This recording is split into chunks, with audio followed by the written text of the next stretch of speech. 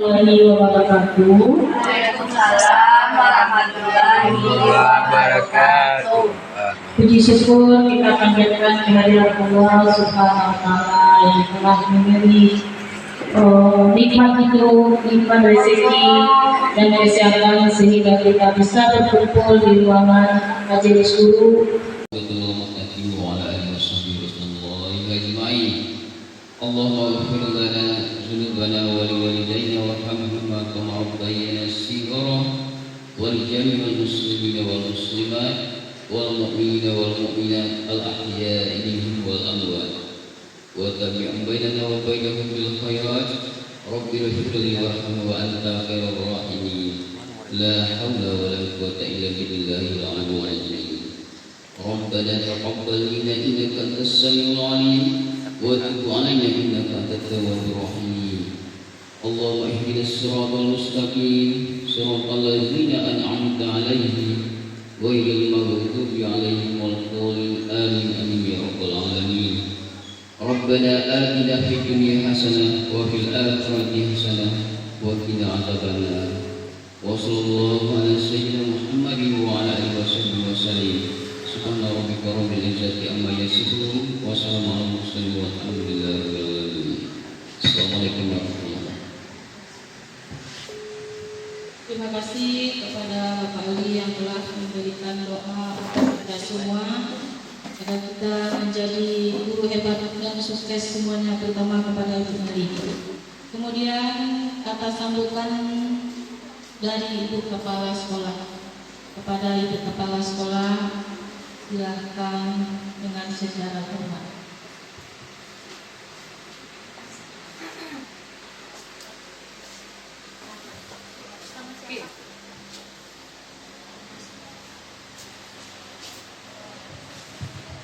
Bismillahirrahmanirrahim. Assalamualaikum warahmatullahi wabarakatuh. Pertama dan utama sekali, marilah kita panjatkan puji syukur kehadirat Allah Subhanahu wa Ta'ala, karena dengan berkah dan rahmatnya kita semua dapat berkumpul di SDN 31 Pasar Batang yang kita cintai ini. Salawat dan salam tidak lupa kita sampaikan kepada junjungan kita Nabi Muhammad SAW yang telah membawa umatnya dari zaman kegelapan hingga zaman ilmu pengetahuan seperti sekarang ini. Yang sama-sama kita hormati Bapak Ibu, guru hebat, karyawan dan karyawati SDN 31 Pasar Batang. Berbahagia sekali rasanya siang ini kita dapat berkumpul bersama dalam rangka menerima ilmu pengetahuan yang baru yang akan disampaikan oleh Ibu Meliati dalam rangka diseminasi ilmu yang beliau dapatkan ketika pelatihan guru penggerak, di mana nanti Bu Meliati akan mendiseminasi mengenai kegiatan budaya positif.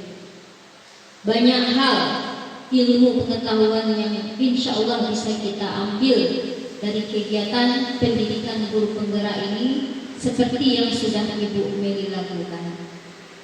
Harapan saya dengan adanya kegiatan seperti ini dapat menginspirasi Bapak Ibu semua, bahwasanya kita ini ibarat sebuah gelas kosong, masih banyak ilmu-ilmu yang mesti kita gali lagi, terutama ilmu dalam mendidik, ilmu dalam mencerdaskan generasi penerus bangsa, di mana kita semua di sini hadir semua datang ke sekolah, melangkahkan kaki, mengayunkan tangan. Tujuan utama kita adalah mendidik putra putri bangsa. Jadi tidak lain dan tidak bukan, semua kegiatan yang kita lakukan di sekolah ini bermuara kepada anak-anak kita. Jadi besar harapan saya kepada Bapak Ibu semuanya, dengan kegiatan ini dapat menginspirasi, dapat menambah ilmu pengetahuan yang bermanfaat kepada siswa-siswa kita semua. Kemudian selanjutnya kepada Ibu Meliati kita berikan semangat, kita berikan dorongan agar beliau dapat menyelesaikan pendidikan guru penggerak ini dengan lancar, sukses hendaknya. Kemudian Bapak Ibu semua juga berharap kita semua untuk penerimaan guru penggerak angkatan 12, marilah kita bersama-sama mengikuti ini, karena insya Allah Bu Meli, Ibu Lydia, siapa lagi Bu yang sudah guru penggerak? Baru 2. Sudah merasakan banyak sekali manfaatnya. Jangan takut Bapak Ibu dengan tugasnya. Jangan takut, karena sesuatu insya Allah pasti dimudahkan. Kemudian apa Bu? Gak jadi kepala sekolah, ampun gak jadi kepala sekolah. Itu hanyalah bonus Bapak Ibu. Kalau kita niat dari hati untuk menuntut ilmu dari awal, insya Allah akan kita dapatkan ilmunya. Menjadi kepala sekolah, menjadi pengawas itu hanyalah bonus akhirnya. Yang penting dulu niat kita adalah menuntut ilmu. Karena saya yakin kita semua ini masih banyak dari kekurangan, termasuk saya sendiri. Masih banyak kekurangan. Jadi banyak-banyaklah menuntut ilmu. Tidak salah. Ada pepatah Arab ya Pak yang mengatakan bahwa tuntutlah ilmu ke negeri Cina. Tuntutlah ilmu sampai ke liang lahat, insya Allah. Kalau bahasa kerennya long life education. Jadi sampai mati pun kita jangan pernah berhenti untuk menuntut ilmu. Salah satu diwadahi oleh pemerintah gratis pendidikan guru penggerak ini. Sudah sampai di modul berapa Bu Meli? Modul 1.3 ya, 1.4. Itu sudah luar biasa ilmunya itu. Saya bisa seperti ini sedikit banyaknya adalah berkat guru penggerak. Di awal dulu, mungkin Bapak Ibu sudah tahu kalau saya diangkat melalui jalur pendidikan guru penggerak, lulus sebagai guru penggerak. Jadi ada sebagai guru penggerak bisa masuk menjadi kepala sekolah. Awalnya saya tidak pernah berniat untuk jadi kepala sekolah. Saya nyaman dengan anak-anak, saya menyenangi anak-anak. Nah, ketika pendidikan guru penggerak ini benar-benar 180 derajat apa yang dilakukan di awal ketika jadi guru sampai saya jadi guru penggerak. Terasa sekali luar biasa perubahan dari diri saya ketika jadi guru. Itu anak-anak merasakan juga perubahan yang luar biasa. Dulu juga guru yang marah sama anak-anak ya bisa. Begitulah kalau matematika IPA selalu saya kedepankan ini. Ketika jadi guru penggerak saya menemukan sesuatu yang tidak saya dapat.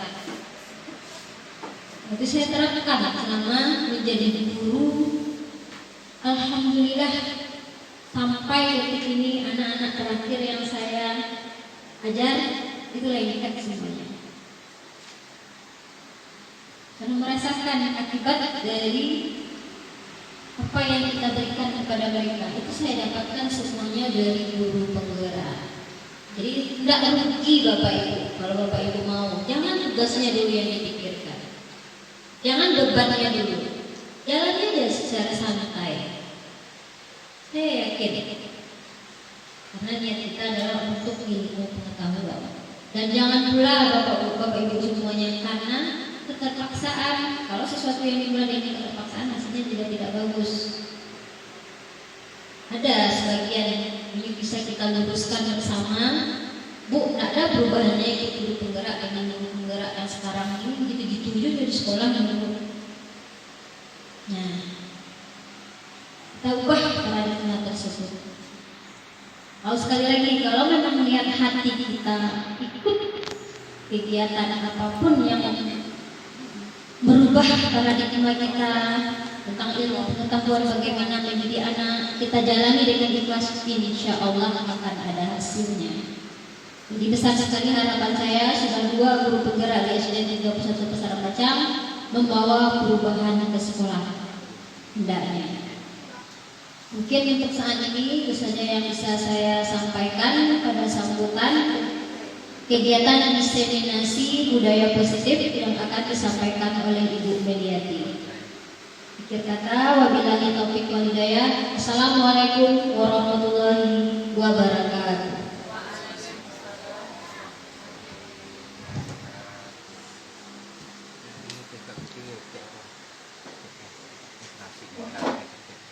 kasih kepada Ibu Kepala Sekolah.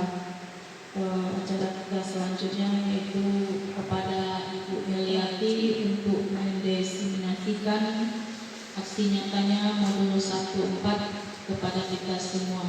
Kepada Ibu Meliati kita persilahkan dengan hormat.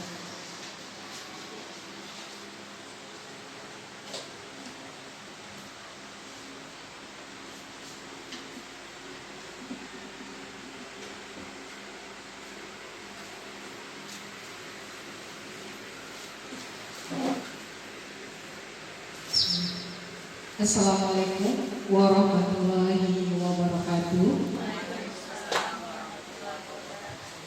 Alhamdulillahirrahmanirrahim. Wassalatu wassalamu ala asrafil anbiya wal mursalin wa ala alihi washabihi ajmain. Alhamdulillah, pada hari ini kita ucapkan kepada Allah Subhanahu wa taala yang telah memberikan kesehatan kepada kita semua untuk berkumpul dalam kegiatan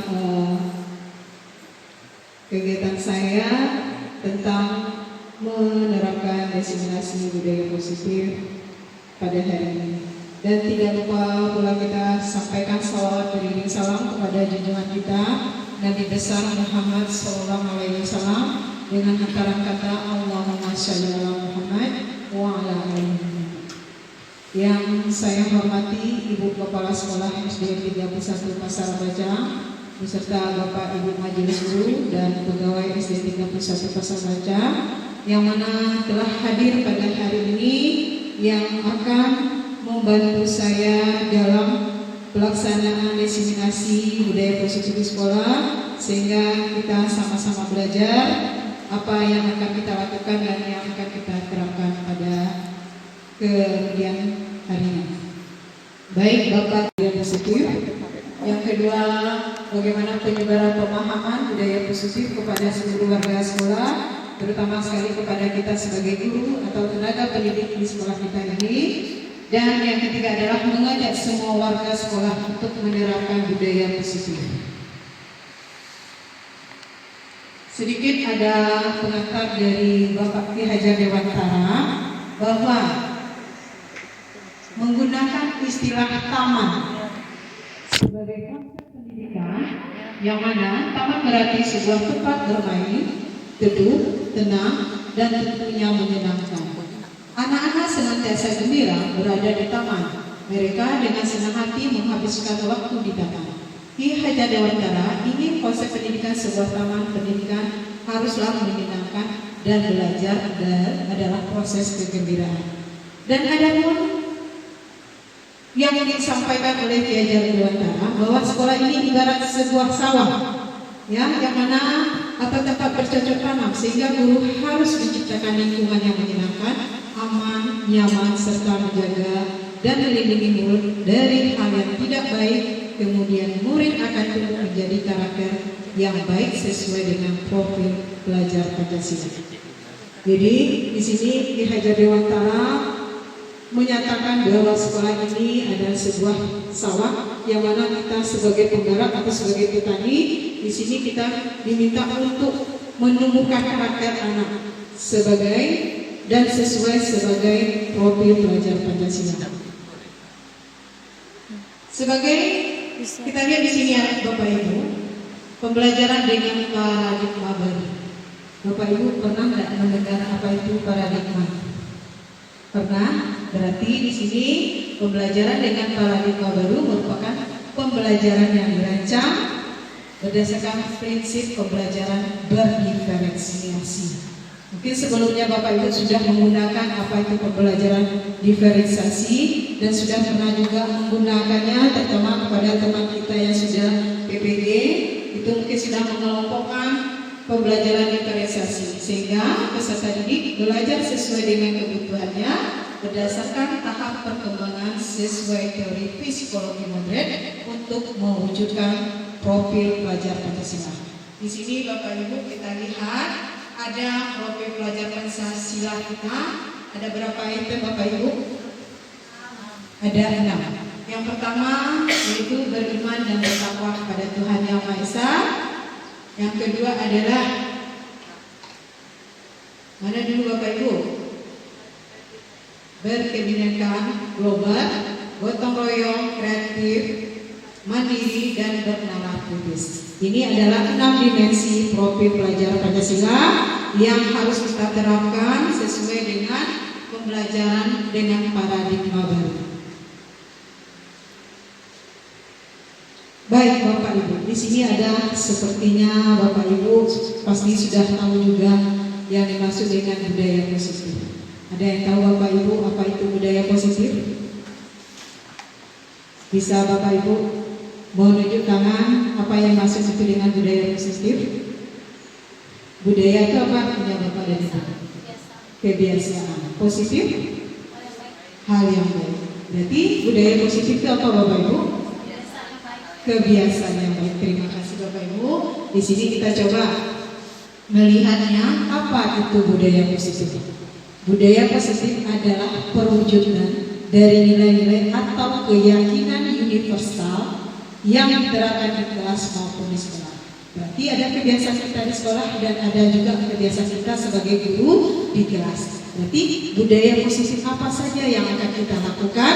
Mungkin Bapak Ibu sudah melakukannya bersama siswa dan Bapak Ibu juga melakukannya di sekolah kita ini. Jadi budaya positif itu adalah perwujudan. Perwujudan itu berarti yang sudah kita lakukan dari nilai-nilai keyakinan universal. Lanjut. Di sini ada konsep inti dari budaya positif. Nah, ini Bapak Ibu yang harus Bapak Ibu ketahui. Di mana konsep-konsep inti budaya positif yang pertama adalah disiplin positif, yang kedua posisi kontrol, yang ketiga adalah kebutuhan dasar manusia, yang keempat motivasi perilaku manusia, kelima keyakinan kelas, dan yang terakhir adalah segitiga restitusi. Semua konsep-konsep ini ada hubungannya Bapak Ibu. Semuanya harus kita terapkan dan kita wujudkan di kelas dan di sekolah kita. Miskonsepsi tentang teori kontrol. Mungkin selama ini Bapak Ibu kita di sini sudah melakukan seperti yang ini posisinya adalah sebagai guru dan ini adalah posisi sebagai anak.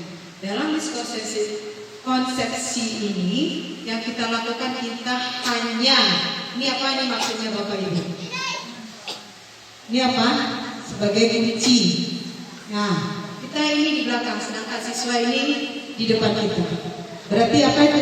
Mungkin selama ini kita sebagai stimulus respon, yang mana kita lihat dalam realita, dalam cara kita melihat, dalam cara kita mengubah, dalam perilaku, dalam kontrol dan pemaksaan atau petunjuk di teori kontrol itu tidak sama. Kita lihat di sini realita kebutuhan kita berbeda-beda. Ya, gambaran yang dimiliki orang juga berbeda, pandangan orang juga berbeda. Jadi stimulus respon itu bertentangan dengan teori kontrol. Bapak Ibu boleh lihat di sini jika kita melakukan stimulus responnya realitas hidup kebutuhan kita sama, tetapi di teori kontrol itu tidak sama. Ya, berbeda. Kenapa kita berbeda? Karena kita sudah mungkin dari awal kita sudah mengetahui kebutuhan anak-anak kita. Yang kedua, semua orang melihat hal yang sama, tetapi di teori kontrol setiap orang memiliki gambaran berbeda, yaitu pandangan. Di semua kita tidak sama. Di teori kontrol inilah yang akan kita gunakan dalam pandangan tentang dunia yang akan kita lakukan pada saat sekarang ini. Nah, ini Bapak Ibu. Ini yang pertama tadi konsep inti budaya positif tadi ada 6. Yang pertama adalah disiplin positif. Di disiplin positif ini Bapak Ibu boleh dibaca sebentar apa itu disiplin, dari mana asal katanya, apa artinya. Di sini sudah kita lihat dan sudah tertera bahwa tujuan akhir kita adalah sebagai pendidik. Tujuan kita adalah menciptakan peserta didik yang memiliki disiplin diri sehingga mereka berperilaku mengacu kepada nilai-nilai kebajikan universal dan memiliki motivasi intrinsik dan perilaku ke arah yang lebih baik. Intrinsik ini tahu Bapak Ibu? Ada yang tahu Bapak Ibu? Yang ada pada dalam diri kita sendiri. Jadi inilah yang dimaksud dengan disiplin positif. Disiplin positif merupakan salah satu cara penerapan disiplin yang bertujuan untuk menumbuhkan kesadaran serta memberdayakan peserta didik tanpa imbalan penghargaan, ancaman atau hukuman. Ini maksudnya Bapak Ibu, kita menerapkan disiplin kepada anak, kita jangan ada ininya, kata-kata anak dengan ininya, dengan ada ancaman atau hukuman. Karena kita sebagai guru mungkin sudah dengan keasikan kita lupa bahwa kita di sini hanya memberdayakan peserta didik tanpa imbalan, ancaman atau hukuman. Dan tugas kita hanyalah cara penerapan disiplin yang bertujuan untuk menumbuhkan kesadaran. Jadi dari intrinsiknya kita sendiri dan anak, ini apa yang kita lakukan, kita jangan memberikan ancaman atau penghargaan kepada anak. Karena kita melakukan, ya kalau kamu tidak melakukan seperti ini, nanti kamu disuruh membersihkan sampah. Jadi apapun yang kita lakukan untuk mendisiplinkan peserta didik kita, jangan ada seperti ini yang di bawahnya. Karena apa? Karena tujuan kita menciptakan peserta didik yang memiliki disiplin diri sehingga mereka berperilaku mengacu kepada nilai kebajikan universal yang berasal dari diri dia sendiri, yaitu peserta didik kita sendiri. Nah, ini dia Bapak Ibu, nilai-nilai kebajikan. Ya, apa itu nilai kebajikan? Nilai yang kita sepakati bersama, yaitu terlepas dari suku, agama, bahasa maupun latar belakang. Ya, ini nilai kebajikan berdasarkan profil pelajar Pancasila kita tadi yang 6 tadi, dan ini yang harus kita lakukan dari Ibu Primary Leaders Program. Ini sudah tercantum apa yang kita lakukan, dan ini keterampilan life skill kita. Yang mana profil pelajar Pancasila ada 6 dimensi, dan Ibu ini sifat toleransi, rasa hormat, integritas, mandiri, menghargai, antusias, empati, keinginawan, kreativitas, kerjasama, percaya diri, dan komitmen. Ini yang harus kita timbulkan dari anak didik kita Bapak Ibu. Ya, ini dia. Dan apa itu keterampilan hidup atau life skill? Ini yang akan keluar dari anak kita. Jadi yang pertama adalah dapat dipercaya, lurus hati, pendengar yang aktif, dan tidak merendahkan orang lain dan memberikan yang baik dari diri. Ini yang harus kita lakukan Bapak Ibu dengan nilai-nilai kebajikan.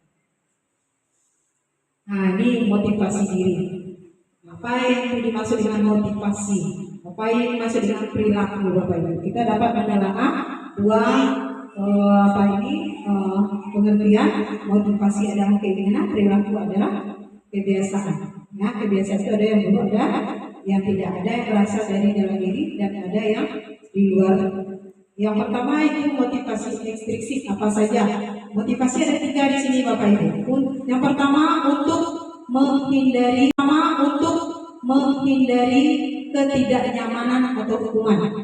Yang kedua untuk mendapatkan imbalan atau penghargaan dari orang lain. Itu merupakan motivasi ekstrinsik. Jadi dengan kita melakukan sesuatu disiplin, kita mengharapkan ini yang dua ini, ya.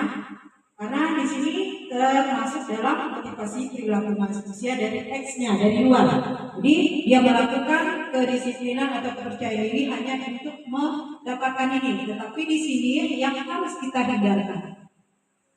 Yang selama ini mungkin kita melakukannya, ini yang timbul dari luar diri anak peserta didik kita, maka kita harus menghindarkan ketidaknyamanan dan mendapatkan imbalan. Biasanya Bapak Ibu segala sesuatu yang kita lakukan pasti ada ininya, betul Bu Sari? Ya, ada misalnya kita anak itu pintar dalam menjawab, kita akan memberikan penghargaan. Ini efeknya banyak Bapak Ibu. Atau imbalan hadiah.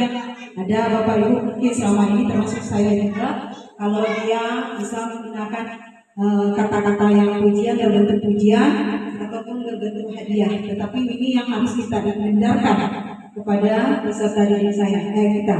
Sedangkan motivasi intrinsik yang harus kita lakukan adalah untuk menjadi orang yang mereka inginkan dan menghargai diri sendiri dengan nilai-nilai yang mereka percaya. Ini yang harus kita terapkan Bapak dan Ibu.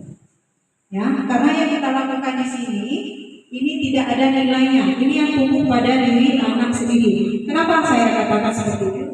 Karena anak-anak kita, kalau kita terus memberikan seperti ini dan seperti ini, dia hanya melakukan dengan harapan ini saja, tetapi kepercayaan dirinya tidak ada. Dia berpacu, nanti dia bisa berkata, malas Bu, saya tidak dapat hadiah. Bu, awak saya tidak dapat hadiah yang lain tidak. Jadi ada seperti ini bahasanya nanti Bapak Ibu. Kenapa? Karena dia hanya datang ke sekolah hanya untuk mendapatkan imbalan atau pujian, ataupun kebalikannya jika peserta didik kita ada melakukan hal yang tidak baik, pasti dia akan mendapatkan hukuman. Maka mereka merasakan ketidaknyamanan untuk bersekolah. Maka yang harus kita lakukan di sini adalah untuk menjadi orang yang mereka inginkan, yaitu dia harus tahu jati dirinya sendiri dan apa tujuannya sesuai dengan nilai-nilai yang mereka percayai. Nah, ini dia bentuk hukuman. Apa itu Bapak Ibu? Apa hukuman, apa konsekuensi, dan apa itu restitusi. Ini contoh-contoh hukumannya Bapak Ibu. Mungkin Bapak Ibu selama ini melakukan hukuman itu berupa tidak terencana tetapi tiba-tiba. Bisa jadikan Bapak Ibu seperti yang tadi kita lakukan. Dia tidak ikut upacara karena terlambat datang ke sekolah. Ketika jam lonceng sudah berbunyi, maka kita memberikan hukuman. Hukumannya itu tadi tidak terencana, tiba-tiba. Jadi itu berarti hukuman. Peserta didik tidak tahu apa yang terjadi. Yang tidak tahu apa yang terjadi, kenapa? Karena dia tidak terlambat, dia tidak tahu apakah hukumannya itu bentuknya fisik atau psikis dari mereka. Ya Bapak Ibu, bersifat satu arah, hanya Bapak Ibu saja yang memberikan, tanpa kesepakatan atau ide dari peserta didik kita. Itu adalah bersifat satu arah, berupa hukuman fisik atau psikis. Soalnya kita mungkin tidak ada lagi yang fisik ya Bapak Ibu, hanya kita menyuruh atau membedakan barisan anak kita yang terlambat. Sedangkan konsekuensi, ini Bapak Ibu, apa itu beda konsekuensi dengan sanksi? Nah, di sini konsekuensinya berarti kita sudah menyepakati. Ini biasanya berlaku kita di kelas. Terencana, disepakati sesuai dengan peraturan. Mungkin di sekolah kita ada aturannya, ada visi dan misinya, yaitu contoh hari Senin sampai hari Sabtu ada aturan berpakaian, ada jadwal keluar main, ada jadwal pulang. Jadi di sana kita melakukan sesuai dengan yang telah kita sepakati. Contohnya adalah kesepakatan sekolah kita dengan aturan-aturan. Yang kedua, peserta didik tetap dibuat nyaman. Maksudnya adalah dengan aturan. Jika mereka melanggar karena dia sudah tahu dengan aturan sekolah, maka mereka membuatnya nyaman karena dia kesalahan yang timbul dari diri dia sendiri. Sikap guru selalu memonitor peserta didik. Jadi kalau misalnya hari Senin tadi Ibu tiket tadi dipisahkan, berarti dia sudah memonitor siswa-siswinya terlambat. Jadi itu dinamakan dengan konsekuensi. Lanjut, restitusi. Nah, ini restitusi yang akan kita lakukan Bapak Ibu. Dari hukuman tadi, konsekuensi tadi, kita tidak menggunakan ini lagi. Yang harus kita lakukan ini lagi. Bagaimana proses menciptakan kondisi bagi siswa, bagi peserta didik untuk memperbaiki kesalahan. Nanti Bapak Ibu kalau misalnya ada anak-anak kita yang salah atau yang menyalahi aturan baik di kelas maupun di sekolah, nanti bagaimana cara kita perbaiki? Kita harus berkolaborasi kepada peserta didik untuk mencari solusinya. Nanti ada itu Bapak Ibu. Nah, punya perbedaan hukuman, konsekuensi dan restitusi. Itu Bapak Ibu yang tadi saya katakan. Ini perbedaan hukuman. Hukuman dapat digunakan dengan hati-hati untuk menegakkan aturan. Berarti kalau ada aturan pasti ada sanksi atau hukuman. Sedangkan konsekuensi dapat membantu peserta didik belajar dari tindakan mereka. Dari terawih tadi dipisahkan dengan anak yang datang cepat, pasti kita melakukan tindakan. Apa tindakannya tadi? Sudah kita lakukan di setelah upacara bendera. Bersama kakek saya tadi. Mana yang biasanya Bapak Ibu gunakan? Contohnya di sini, penghukum. Ini yang kita lakukan tadi Bapak Ibu ya, berdiri terpisah selama upacara. Karena kita sebagai penghukum guru. Yang kedua, membuat merasa bersalah. Berapa kali Ibu harus katakan, harus beritahu kamu saja yang mengecewakan Bapak Ibu. Jadi merasa membuat masalah si anak itu bagi gurunya.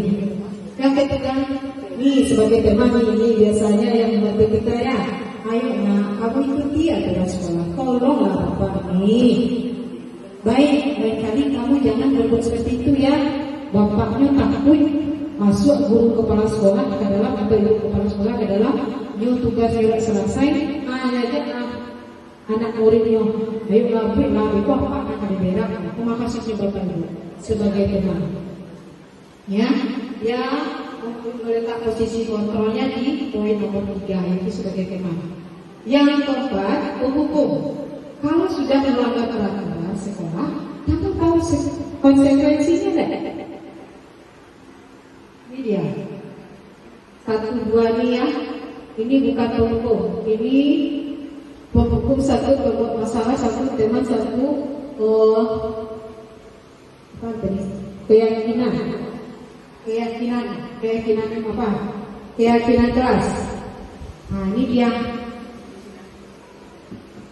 Setelah upacara kamu masuk dalam barisan dan ambil sampah sebelum masuk kelas. Ini dia Bapak Ibu. Ini maaf tadi mungkin salah satu saya nih. Ya, yang terakhir adalah manajer. Apakah kamu tahu kesalahan nak? Kira-kira bagaimana kamu memperbaiki kesalahan? Ini kita mendekati keyakinan kelas. Saya mau tahu dulu apa itu keyakinan kelas dan apa perbedaan keyakinan dengan peraturan. Bapak Ibu, silakan. Apakah sama keyakinan dengan peraturan? Beda. Baik, Bapak Ibu kita lihat di sini. Nah ini dia. Keyakinan kelas, ya keyakinan kelas. Di sini kita lihat Bapak Ibu, kita membuat keyakinan kelas berdasarkan kesepakatan antara guru dan peserta didik dan bersifat universal. Ini maksudnya adalah keyakinan kelas kita yang kita lakukan bersama anak-anak, kita buat secara bersama-sama. Ide-ide seluruh yang bersifat yang timbul dari diri anak kita sepakati dan kita lakukan. Yang pertama mungkin kita lakukan dengan caranya nanti ada di scroll berikutnya, dan peraturan ya, dan peraturan ini dibuat oleh guru yang bersifat satu arah.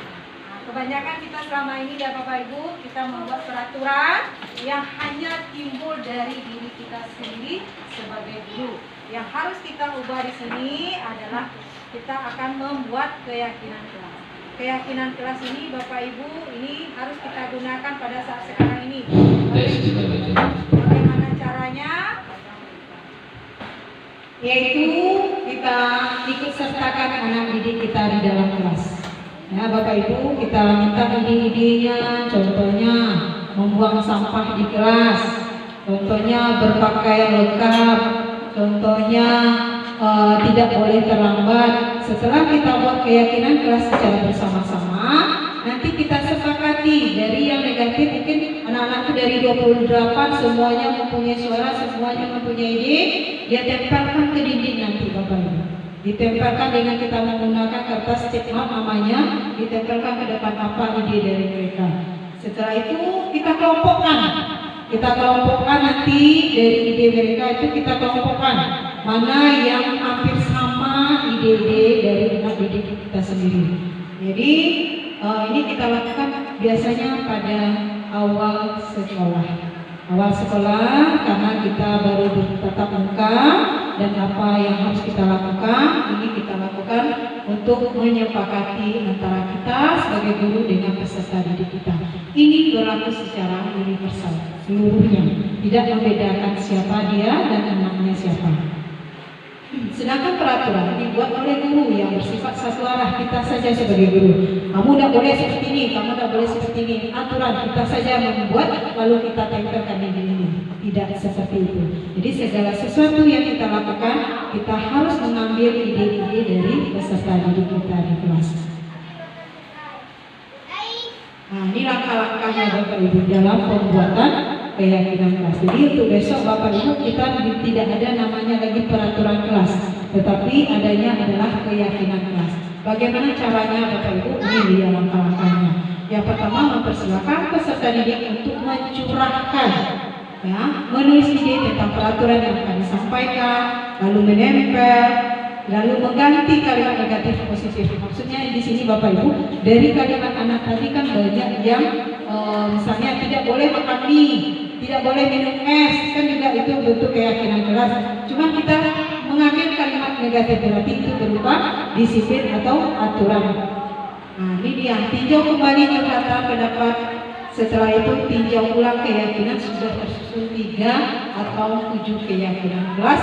Lalu keyakinan kelas tersebut kita tempel di dinding. Ini contohnya Bapak Ibu. Nah, ini dokumentasi yang pernah saya ambil pada awal pembelajaran tahun ajaran 2024-2025, yang mana pertama saya memberikan kertas stick note. Saya berikan satu anak satu kertas yang hanya saya ambil 2 saja, pink dan merah. Di sini anak saya suruh untuk membuat ide-ide yang harus anak-anak kita curahkan di dalam kertas. Lalu kita minta dia menempelkan, ya, secara bergantian. Nah, ini dia Bapak Ibu, ini keyakinan. Setelah selesai, ini dia bentuk ke yang ke-28 anak tadi. Ya, mungkin di sini kalau kita hitung Bapak Ibu, tidak ada kurang, ini sini ada ayat absen, maka keseluruhan anak sudah menempelkan ide-ide dari mereka semua. Setelah itu kita positifkan ide-ide mereka menjadi 3. Tadi ada di Bapak Ibu melihat sudah tersusun 3 sampai 7 keyakinan. Lanjut, dan ini dokumentasinya, dan ini adalah bentuk keyakinan kelas 4 Bapak dan Ibu. Yang ada 7 keyakinan, ada 5 keyakinan. Yang pertama disiplin waktu, yang kedua dengan tugas, ketiga kebersihan, keempat tertib, yang kelima respect. Ini semuanya sudah kita sepakati bersama peserta didik kita di kelas. Dan ini harus kita lakukan Bapak Ibu. Karena apa? Karena kita sudah mensepakati dengan peserta didik kita. Jadi selama kita berada di dalam kelas dan selama kita menjadi wali kelasnya, kita harus melakukan keyakinan kelas ini Bapak Ibu. Jadi untuk besoknya Bapak Ibu, kita buat keyakinan kelas kita di awal pembelajaran tahun ajaran. Nah, ini dia. Ada 5 kebutuhan dasar manusia. Bapak Ibu mungkin sudah tahu, kita sebagai manusia pasti mempunyai kebutuhan. Apa saja kebutuhan Bapak Ibu? Yang pertama bertahan hidup, kasih sayang dan rasa aman, penguasaan, kebebasan dan kesenangan. Jadi semua ini tidak luput dan tidak apanya, ini memang kebutuhan kita sebagai manusia. Yang merasa bertahan hidup itu apa saja? Ini dia Bapak Ibu. Silakan Bapak Ibu lihat, dibaca, dan Bapak Ibu rasakan apakah sudah lengkap kebutuhan hidup kita selama ini atau belum. Nah, ini tadi yang terakhir Bapak Ibu, segitiga restitusi. Nah, ini dia ada 3 segitiga restitusi. Yang pertama adalah menstabilkan identitas. Ini nanti ada di slide berikutnya Bapak Ibu. Yang kedua, validasi tindakan yang salah. Yang ketiga, menanyakan keyakinan. Tadi kita sudah membuat keyakinan kelas Bapak Ibu. Ini kita jika ada terjadi kepada anak didik kita kesalahan atau penyalahgunaan keyakinan kelas, kita bisa mengambil segitiga restitusi ini. Jangan juga bersifat sebagai penghukum, sebagai pembuat merasa bersalah. Yang harus kita gunakan di sini adalah sebagai manajer tadi yang saya katakan tadi.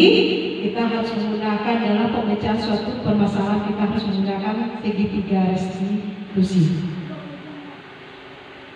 Nah, apa itu segitiga restitusi Bapak Ibu? Ini dia.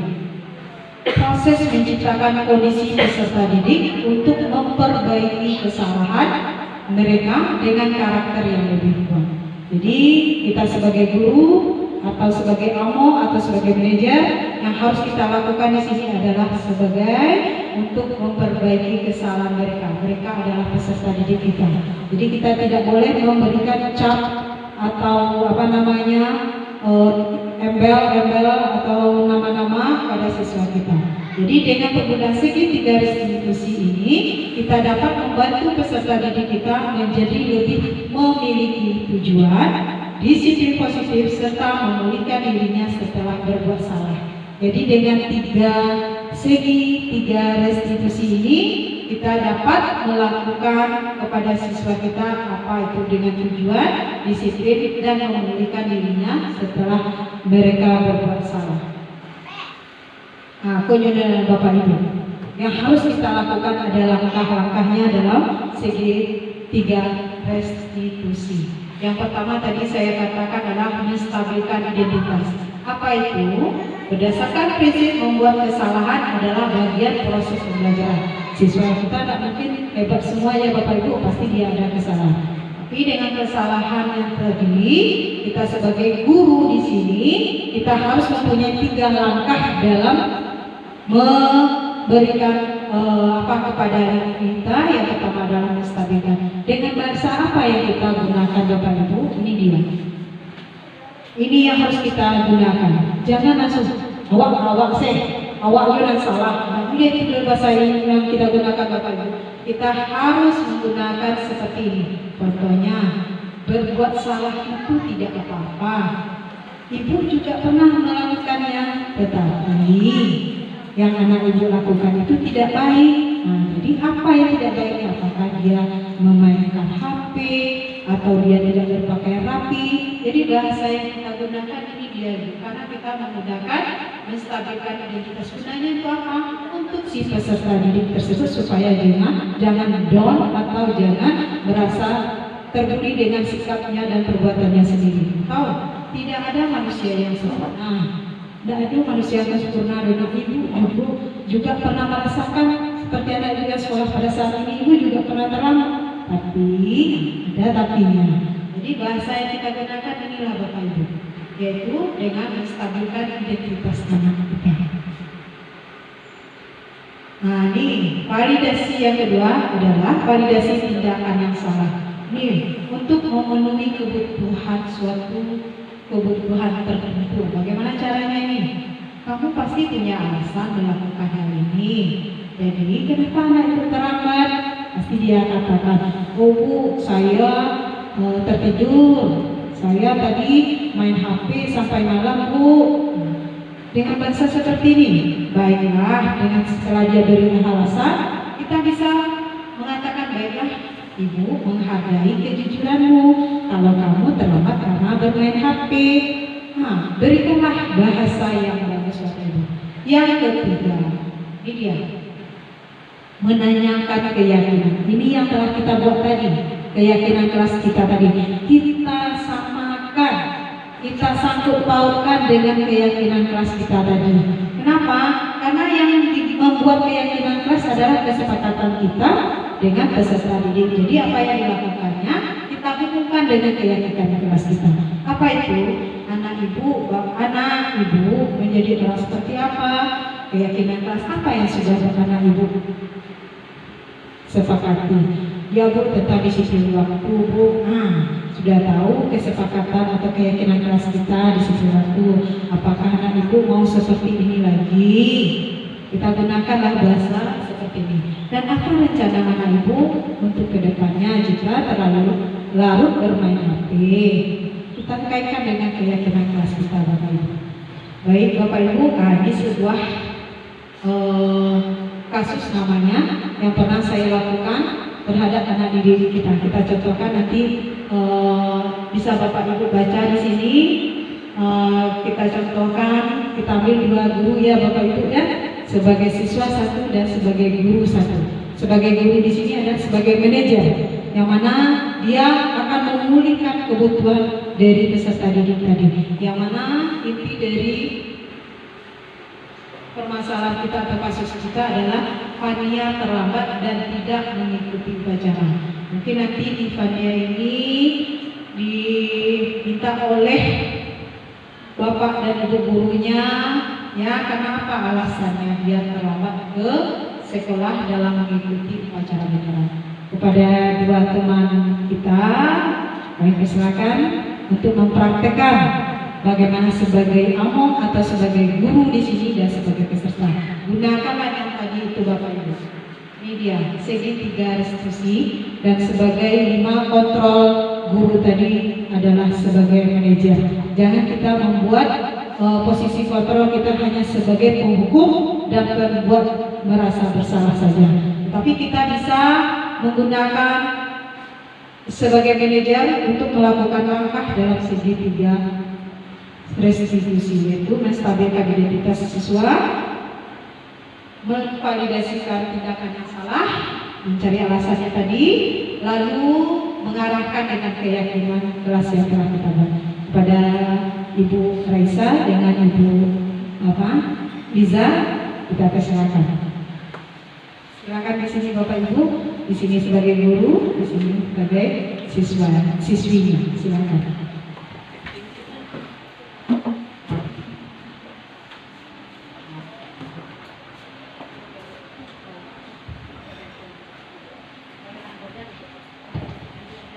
Dipanggil tadi ceritanya Raisa terlambat dipanggil.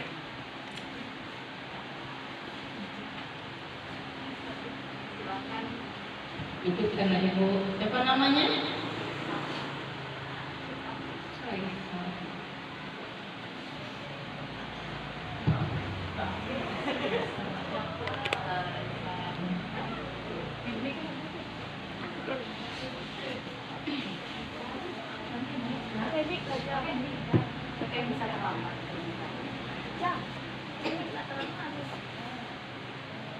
Baiklah, Raisa, ya Bu. Tadi Ibu melihat Raisa datangnya terlambat. Itu tidak apa-apa. Kita juga punya kesalahan. Namun di sini kita harus kurangi. Dan Ibu ingin bertanya sama Raisa, kenapa Raisa terlambat tadi?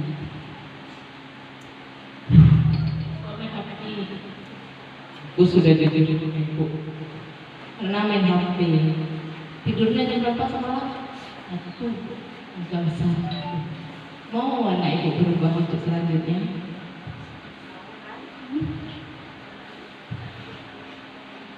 Biasa tidurnya jam berapa? Ibu bangga sama Raisa udah gitu. Lain kali jangan tidurnya jam 1 ya. Bisa diusahakan? Jadi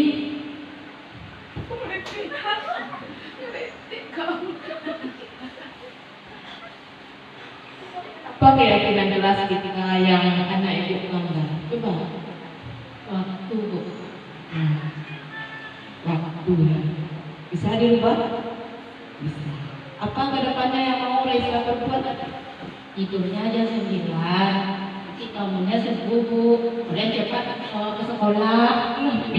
Tantangan pertahankan ya. Bisa? Bisa. Bagus.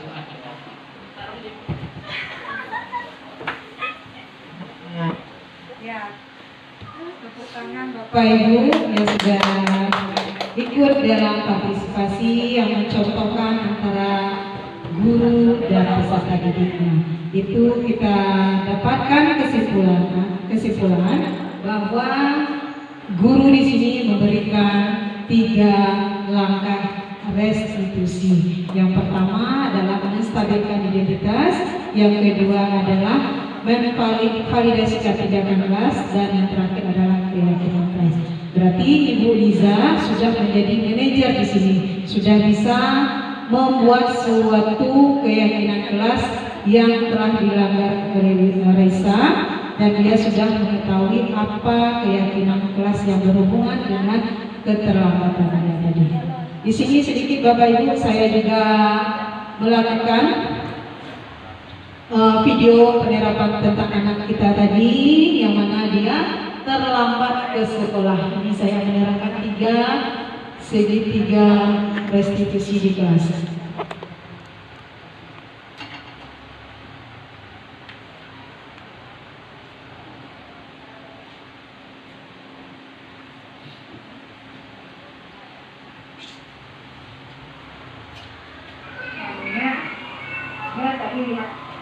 Silakan Bapak Ibu kita lihat bersama-sama.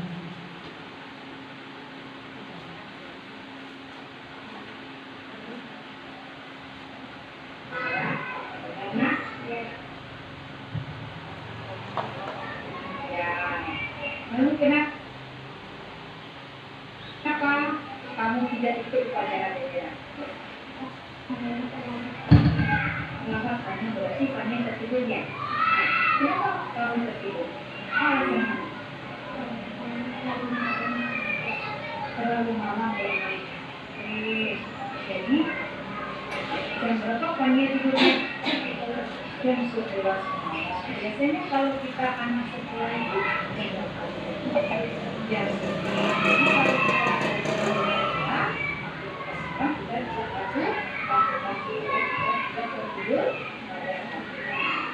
Sekarang apakah kamu tahu yang kesalahan ini? Kalau itu banyak tentang jadi apa tindakan tanya itu kamu?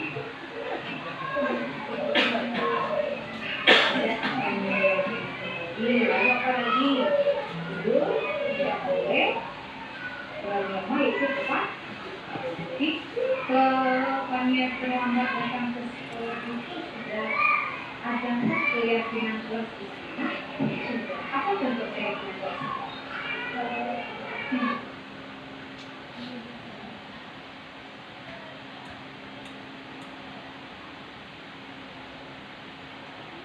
Tidak boleh bersekolah, tapi itu termasuk wah. Ini banyak. Hari ini tanya sedang mati, bersama-samanya kata-katanya bersalah, tidak mengikuti pelajaran, berbaris teman-teman tidak sama, lainnya harus melakukan kebiasaan itu depan waktu, tidak boleh berpikir sesuatu lanjut bebannya ini sesuaikan aturan kita harus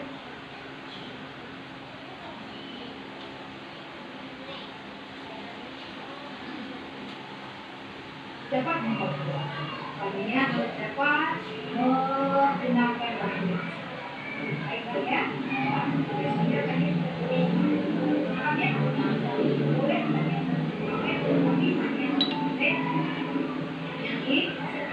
Lambat, pelajaran pinggangnya, baiknya, sudah, bagiannya, mau sampai berikutnya, sisanya, setelah melakukan ini, ya, terima kasih banyak.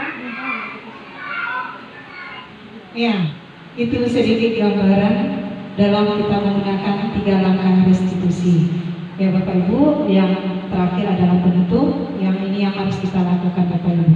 Intinya di sini adalah kita sebagai guru atau manajer, kita di sini diminta menuntun peserta didik menjadi orang yang mandiri, merdeka dan bertanggung jawab. Kita tidak boleh sebagai guru hanya menuntut, kita ganti dengan kata menuntun. Jadi kita harus menuntun anak supaya anak itu jadi mandiri, merdeka dan bertanggung jawab. Sekian, terima kasih Bapak Ibu, terima kasih Bapak Ibu yang telah hadir pada hari ini dalam diseminasi aksi nyata saya pada modul 1.4 budaya positif. Sekali lagi untuk penerapan lebih lanjutnya Bapak Ibu kita lakukan secara bersama-sama. Apapun yang kita lakukan dengan bersama maka hasilnya juga akan indah pada saatnya. Kita tegakkan disiplin posisi kita. Terima kasih. Wassalamualaikum warahmatullahi wabarakatuh. Sampai di sini demikianlah kegiatan kita hari ini. Semoga apa yang kita dapat dan ilmu yang kita dapat dari Ibu Meliati dapat kita terapkan di kelas kita masing-masing.